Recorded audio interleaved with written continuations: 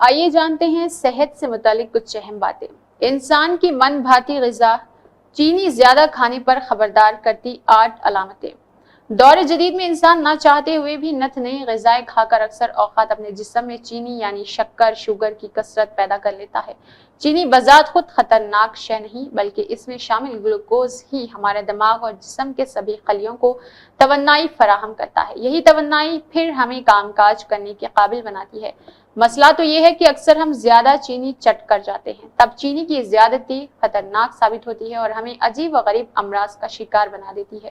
ماہرین طب کا کہنا ہے کہ بالغ خواتین کو ایک دن میں زیادہ سے زیادہ تقریباً 6 چائے کے چمچ یا 24 گرام چینی لینا چاہیے، جس سے انہیں 100 کیلوریز حاصل ہو سکتی ہے، جبکہ زیادہ تر مردوں کے لیے روزانہ تقریباً 9 چائے کے چمچ یا 36 گرام چینی مناسب مقدار ہے۔ یوں ان کو 150 کیلوریز مل جاتی ہے۔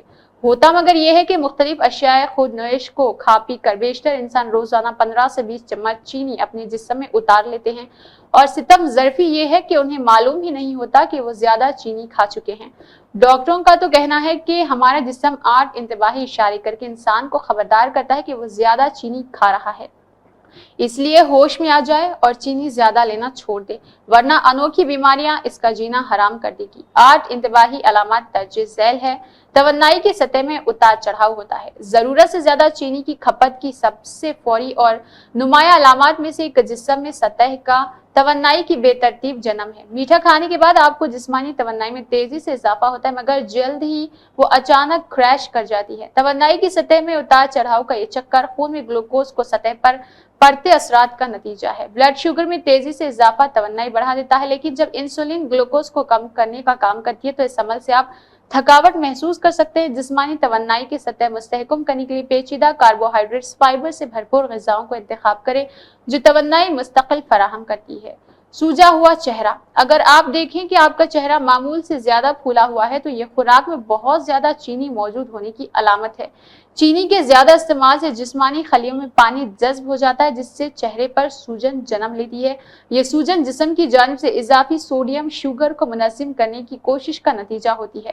چینی کی مقدار کم کرنے اور زیادہ پانی پینے سے یہ مسئلہ دور ہو جاتا ہے۔ مزاج میں تبدیلی۔ زیادہ چینی کا استعمال صرف آپ کے جسمانی صحت متاثر نہیں کرتا بلکہ آپ کے جذباتی صحت بھی متاثر کرتا ہے۔ خون میں شکر کی سطح میں تیزی سے اتار چڑھاؤ موڈ میں تبدیلی، چڑچڑے پن اور بے چینی کا باعث بھی بن سکتا ہے۔ اس کے علاوہ مسلسل افارہ۔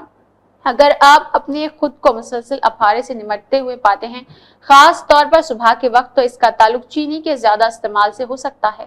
ضرورت سے زیادہ چینی نظام انہضام میں خلل ڈالتی ہے اور افارہ اور تکلیف پیدا کرنے کے لیے مناسب شکل اختیار نہیں کرتی ہے۔ سونے میں پریشانی۔ نیند نہ آنے کی شکایت زیادہ چینی کھانے کی ایک اور علامت ہے۔ میٹھے کھانوں کا استعمال خاص طور پر سونے کے وقت کے قریب آپ کی نیند کے معیار میں خلل ڈال سکتا ہے۔ زیادہ چینی ہمارے خون میں شکر کی سطح میں اتار چڑھاؤ کا باعث بن کر نیند دور کر دیتی ہے۔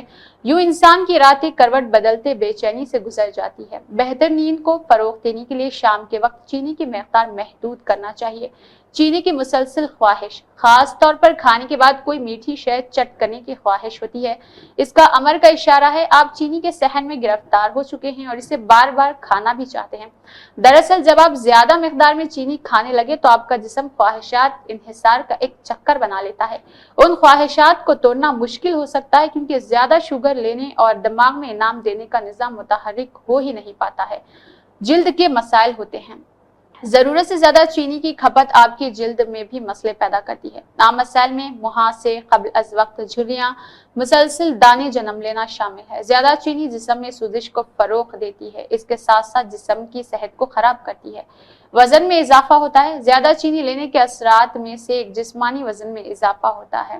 میٹھے سے مشروبات اور سنیکس کا استعمال خالی کیلوریز میں اضافہ کر دیتی ہے اور یہ غذائیں ہمیں کسی قسم کی غذائیت فراہم نہیں کرتی۔ وزن پر قابو پانے کے لیے میٹھے کھانوں کا استعمال بالکل کم کر دیں۔ صحت مند شوگر کے متبادل اگر آپ غذا میں چینی کی مقدار کم کرنا چاہتے ہیں تو ماہر غذائیت سے مشورہ لیں۔